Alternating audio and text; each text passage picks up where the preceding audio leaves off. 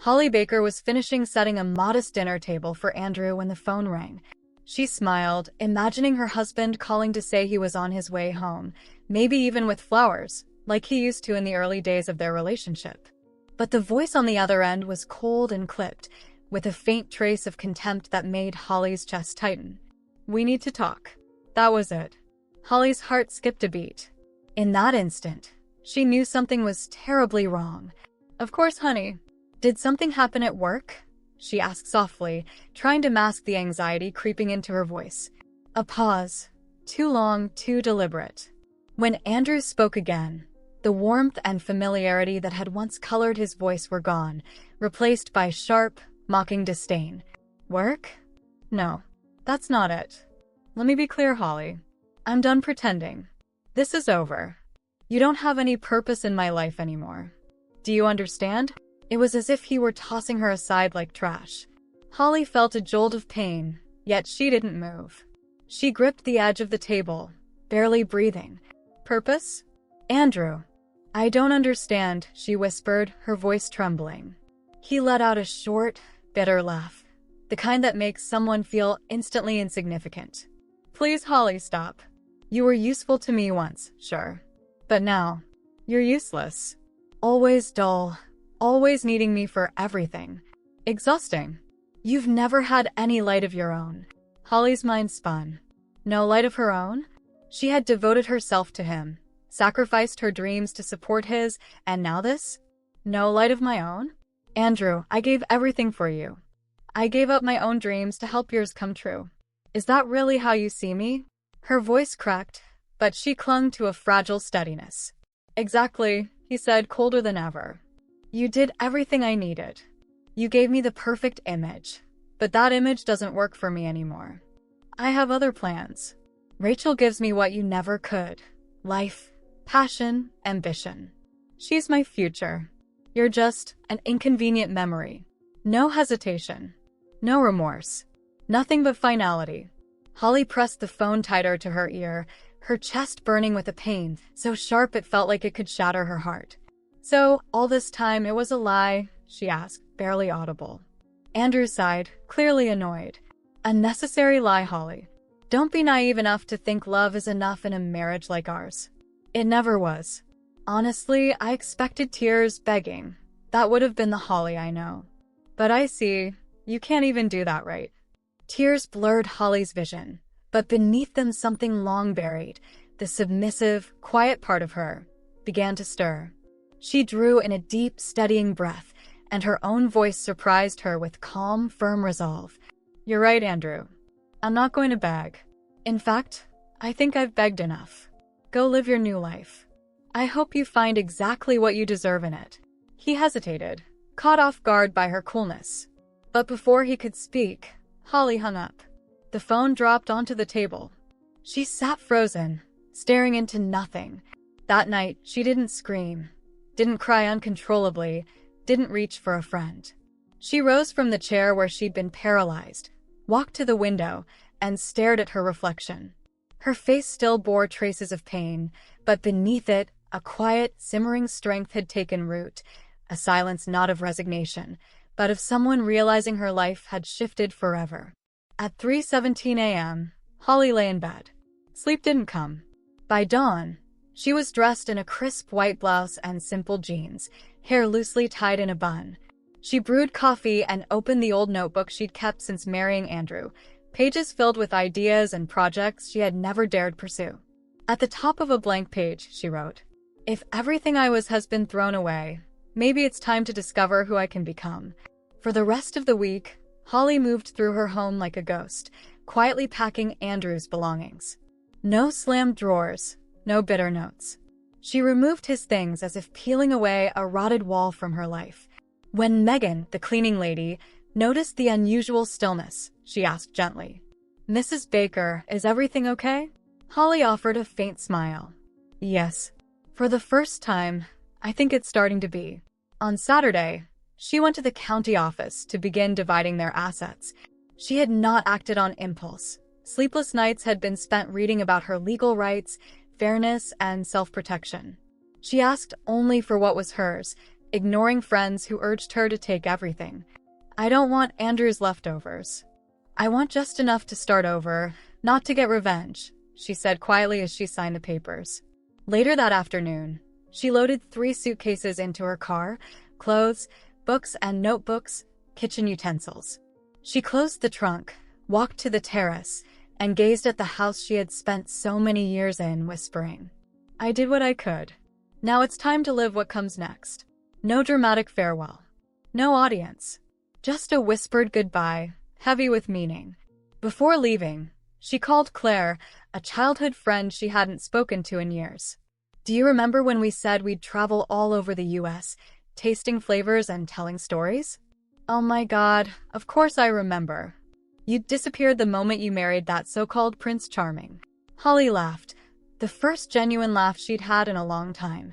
"Well, the horse turned into a pumpkin, but the road is still calling me." Without announcing it, without posting on social media, Holly left. Her heart still hurt, but inside, a spark had been lit. She didn't know exactly what lay ahead, but that didn't matter. The feeling of possibility was enough. The highways of Appalachia stretched before her like blank pages. She drove with the window down, letting the wind tangle her hair, and for the first time in years, the silence in the car didn't feel oppressive. Each mile faded the echoes of humiliation, replaced by a quiet promise. Here, she could begin again. Eventually, she arrived in Raleigh, North Carolina, a town of rolling hills and old forests, where life moved slower, and the air carried faint scents of pine, rosemary, wood smoke, and freshly baked bread. Wandering its cobblestone streets, Holly was drawn by an irresistible aroma: truffle oil, roasted tomatoes, a hint of citrus, drifting from an open window. Curious, she followed it to a small restaurant with a rustic wooden facade and warm, faded curtains. The sign above the door made her smile roots. Inside, the restaurant was cozy and alive. Just a handful of tables, soft instrumental music, and a man in a white apron streaked with saffron, moving with careful, passionate gestures over a steaming pot. "Good afternoon," Holly said tentatively. The man looked up, wiping his hands on his apron. "Good afternoon. Smells like curiosity brought you here, doesn't it?" he said with a broad smile. "Yes, actually it did," she admitted, smiling back. "I'm Lucas, chef and owner of this little chaos with a soul," he said, studying her. "And you look like someone either running from something or towards something you haven't quite figured out yet." Holly laughed softly, surprised by the accuracy. "Maybe both. Maybe I'm running towards something I don't even know yet." Lucas gestured toward a table. "Then sit. Try some tapas and a glass of wine. Watch the rhythm of the kitchen. It's more than cooking. It's life in motion." As she ate, Holly watched the graceful dance of the open kitchen, the scents, the gestures, the passion flowing from every movement. It stirred something deep inside her. It wasn't just the flavors, it was the soul behind each dish. "I've always loved cooking," she murmured to herself. "Then come tomorrow morning," Lucas said with a knowing smile.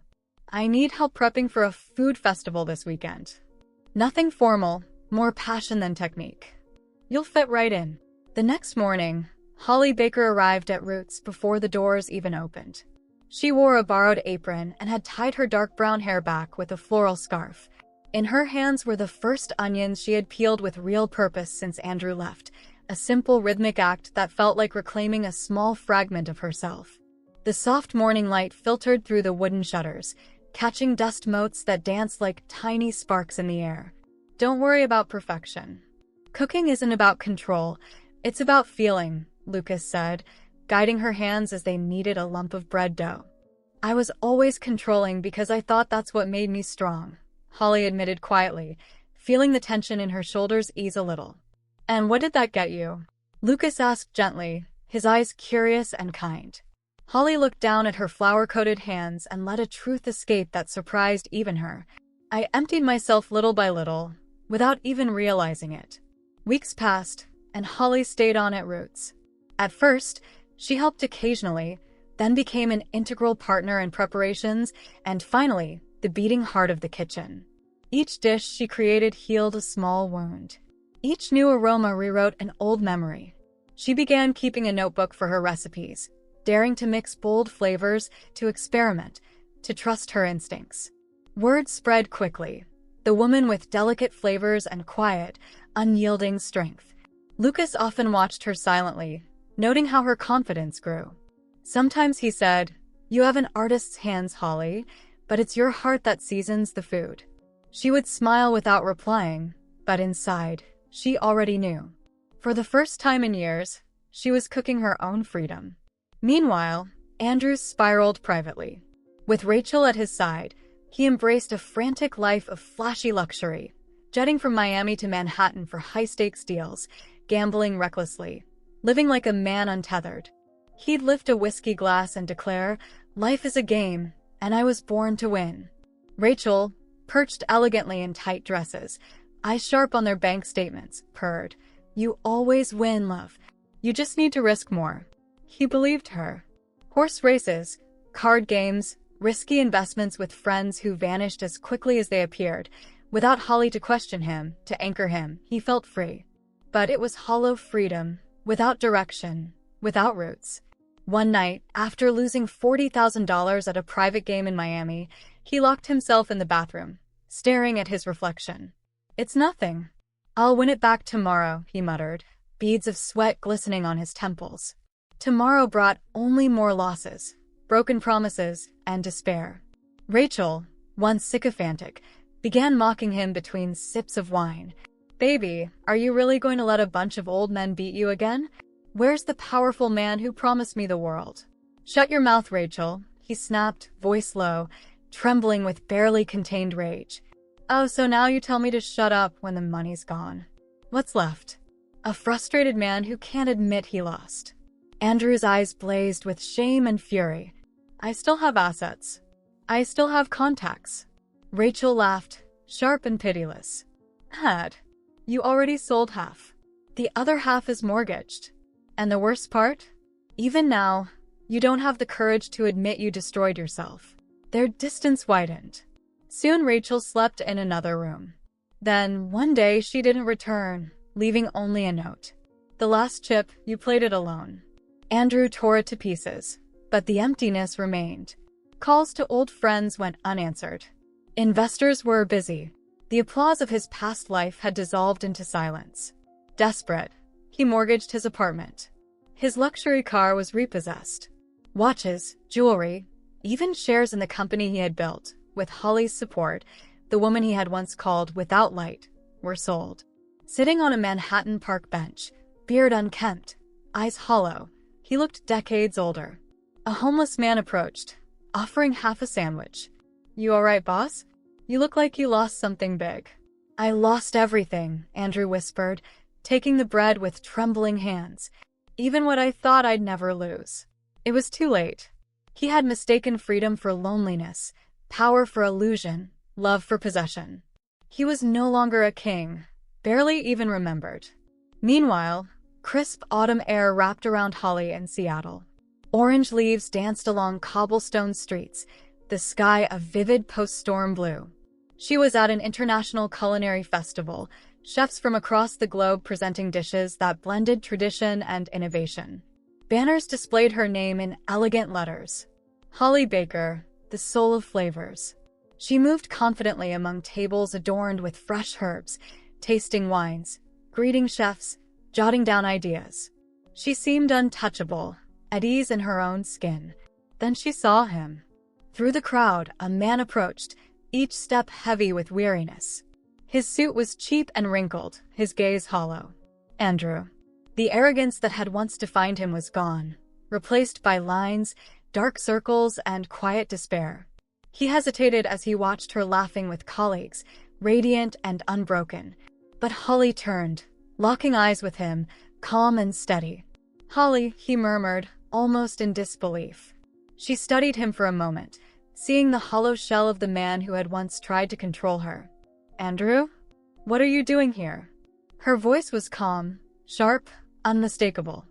"I had to see it for myself. You're different. Radiant." She raised an eyebrow, tinged with irony. "Different from what?" "From the woman you threw away." Andrew bowed his head, hands trembling. I was wrong. God, how wrong I was. Blind, arrogant, a coward. I pushed away the only person who ever loved me without asking for anything in return. Holly crossed her arms, unwavering. Curious. Because when you courted me, you made sure I knew I wasn't worth anything, that I was just a stepping stone. Remember? I remember, he admitted, voice breaking. And I regret it every day. Life taught me a brutal lesson. Rachel left. I lost everything. And deep down, I always knew none of it mattered without you. Holly looked at him long and clearly. No anger, no pity, just clarity. I'm not your punishment, Andrew. And I'm not your comfort. If you came hoping I'd rescue you, you're mistaken. I'm not that person anymore. I don't want money or help, he said. I just wanted your forgiveness, so I could breathe again. Holly exhaled slowly, her gaze lifting to the sky. Forgiveness isn't demanded. It comes when the heart is ready. Mine has. But forgiveness doesn't mean I want you back. It means I don't carry the weight of what you did anymore. Tears slid down Andrew's cheeks. No words, no excuses. He simply stood there before the woman he had once belittled, now towering over the ruins of his life. Holly adjusted her apron and said calmly, "Take care of yourself, Andrew. And this time, do something decent with what you have left." Then she turned toward the stage, where applause washed over her like a warm wind. Andrew faded into the crowd, swallowed by the clapping. The memory of a name slowly erased by a woman who had finally learned to live. The ceremony took place on the terrace of a beautifully restored palace overlooking Grand Rapids, bathed in amber late summer light. Tables were adorned with fresh wildflowers, their fragrance mingling with the warm scent of roasted meats and spices drifting from below. The city stretched beneath them in golden calm, streets quieting as evening settled, the soft rustle of leaves providing a gentle rhythm. Holly stepped onto the stage in a dark blue dress, airy fabric swirling around her legs. Applause rippled across the terrace, warm, sincere, but her eyes shone not for the trophy in her hands. Her triumph was invisible, born quietly from the moment she first picked up a knife in Lucas's kitchen in Raleigh. This victory couldn't be captured in a frame or headline. It lived deep in her chest, steady and unshakable. She gripped the microphone with hands strengthened by patience and silence and spoke with calm certainty.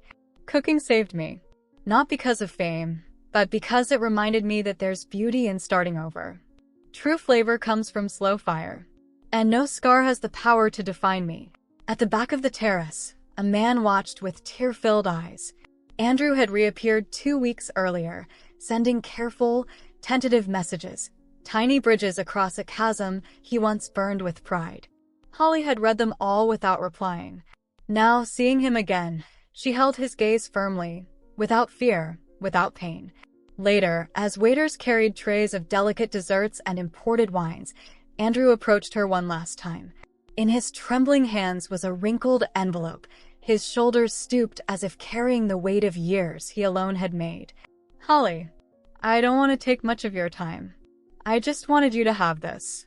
It's a letter I wrote after our last conversation.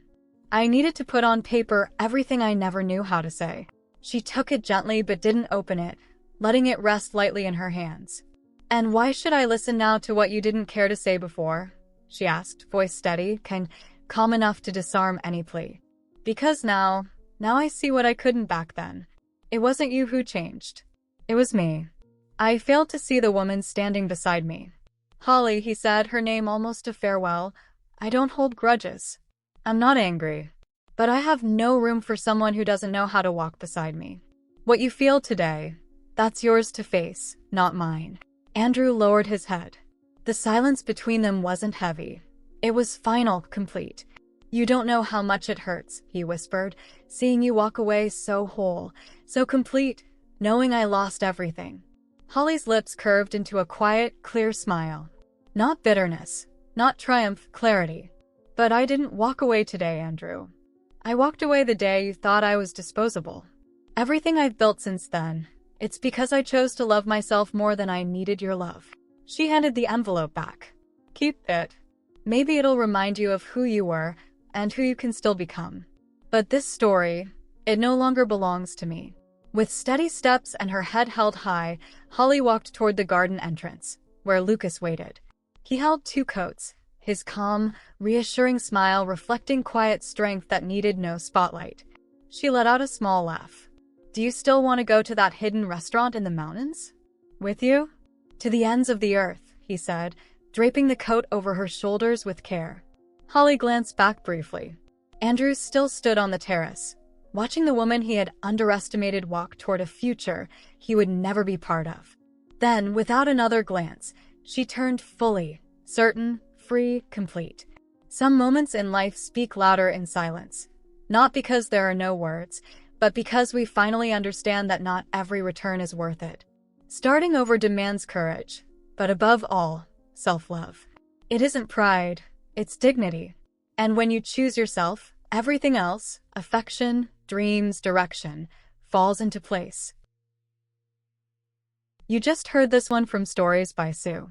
If it resonated, don't forget to like and subscribe. What are your thoughts? Share them in the comments, I'd love to hear. Thanks for watching.